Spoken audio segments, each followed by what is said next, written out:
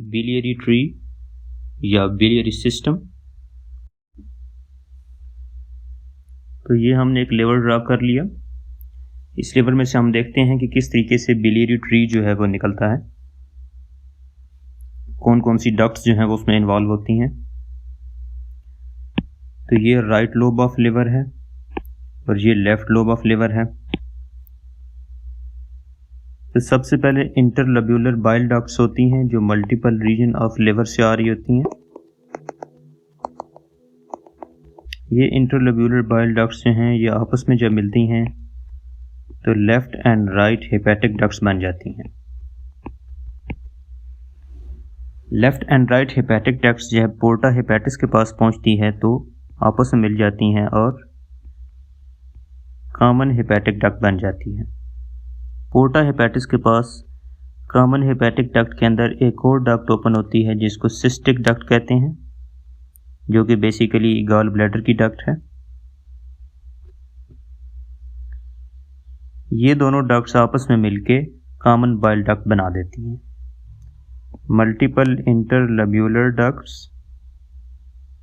जो कि left and right hepatic ducts बन रही हैं and left and right hepatic ducts आपस में मिलके कॉमन हेपेटिक डक्ट बना रही है, जिसके अंदर पोर्टा हेपेटिस के पास एक और सिस्टिक डक्ट ओपन होती है और अल्टीमेटली ये कॉमन बाइल डक्ट बन जाती है।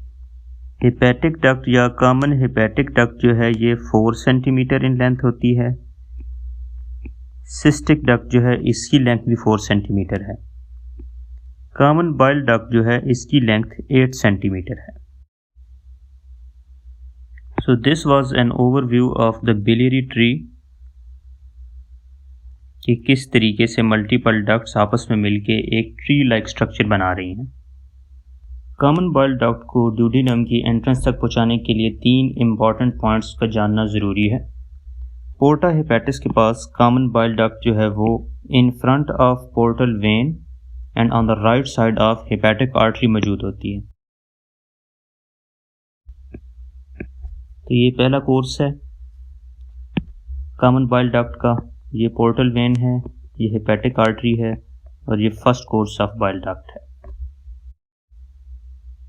During the second course of common bile duct important point ये है कि सीलियक ट्रंक में से हेपेटिक आर्टरी की जो ब्रांच है वो निकल रही होती है।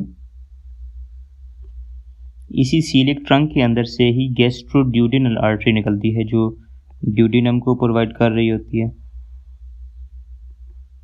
तो second course of common bile duct में जो कॉमन बाइल डक्ट है वो behind the duodenum and on the right side of the gastroduodenal artery मौजूद होती है। तो ये गैस्ट्रोड्यूडेनल आर्टरी है, इसके राइट साइड पे कॉमन बाइल डक्ट मौजूद है। एंड सेकंड कोर्स में हमने क्या बात की कि बिहाइंड द ड्यूडेनम इसने behind the first part of duodenum मौजूद होना है इसने। तो ये फर्स्ट पार्ट ऑफ ड्यूडेनम है।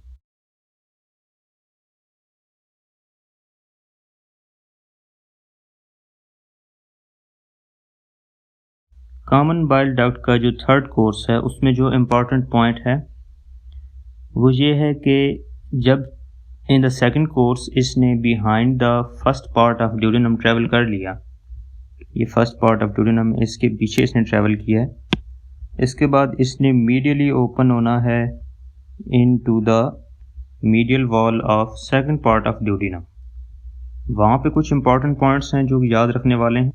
सबसे पहला इम्पॉर्टेंट पॉइंट जो है वो ये है कि यहाँ पे ये पैंक्रियाज के नीचे मौजूद है।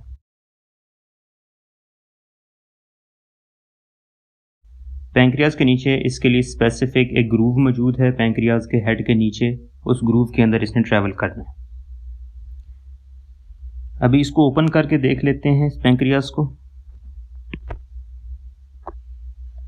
जब पैंक्रियाज के ग्रूव में से गुजर रही होती है तो पैंक्रियाज के अंदर से अपनी कॉमन पैंक्रियाटिक डक्ट आ रही होती है और ये कॉमन पैंक्रियाटिक डक्ट इस कॉमन बाइल डक्ट के साथ जुड़ जाती है और यहाँ पे एक ये स्वेलिंग सी बना देते हैं। इस स्वेलिंग को कहते हैं एम्पूला ऑफ वेटर। ये वाली जो स्वेलिंग जो मैंने ग्रीन शेड कर दी, और ये स्वेलिंग के अंदर जो स्फिंक्टर बनता है उसको कहते हैं स्फिंक्टर ऑफ ऑडी। और अल्टीमेटली ये जो एम्पूला ऑफ वेटर है इसकी ओपनिंग होती है into the second part of duodenum यहाँ पे, और जिस चीज़ के थ्रू ओपनिंग होती है उसको कहते हैं major duodenal papilla. Gall bladder is a sac like structure जो कि पोर्टा हेपेटिस के पास मौजूद होता है। गॉल ब्लैडर के कुछ पार्ट्स होते हैं, उसका फंडस है, बॉडी ऑफ गॉल ब्लैडर, फिर इनफंडिबुलम ऑफ गॉल ब्लैडर, फिर नेक ऑफ गॉल ब्लैडर, और ultimately cystic duct of gall bladder. Gall bladder के एंटीरियरली लिवर मौजूद होता है। गॉल ब्लैडर की जो बॉडी है वो विसरल सरफेस के साथ जुड़ी हुई होती है, और गॉल ब्लैडर की जो फंडस है वो एंटीरियर एब्डोमिनल वॉल के साथ जुड़ती है। ये बॉडी है और ये फंडस है। पोस्टीरियरली गॉल ब्लैडर के ड्यूडिनम का फर्स्ट एंड सेकंड पार्ट, और इसके साथ ट्रांसवर्स कोलॉन भी पड़ी हुई होती है यहाँ पे। Blood supply of gall bladder. Gall bladder की ब्लड सप्लाई सिस्टिक आर्टरी के थ्रू आती है। Cystic artery is a branch of left hepatic artery, and left hepatic artery जो है वो अल्टीमेटली सीलियक ट्रंक में से आ रही है। तो सीलियक ट्रंक, हेपेटिक आर्टरी से left and right hepatic arteries, left hepatic artery में से सिस्टिक आर्टरी, और जो अल्टीमेटली गॉल ब्लैडर को प्रोवाइड कर रही है। जो सिस्टिक वेन्स होती हैं वो छोटी छोटी वेन्स होती हैं, और वो ट्रेवल करती करती अल्टीमेटली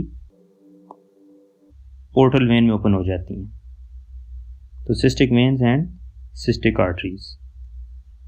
तो लिम्फेटिक्स ऑफ गॉल ब्लैडर के बारे में बात करें तो पोर्टा हेपेटिस के पास छोटे छोटे हेपेटिक लिम्फ नोड्स मौजूद होते हैं, और गॉल ब्लैडर के अपने ऊपर सिस्टिक लिम्फ नोड्स मौजूद होते हैं। ये cystic lymph nodes hepatic lymph nodes में ड्रेन होते हैं। Hepatic lymph nodes ultimately celiac lymph nodes में ड्रेन होते हैं।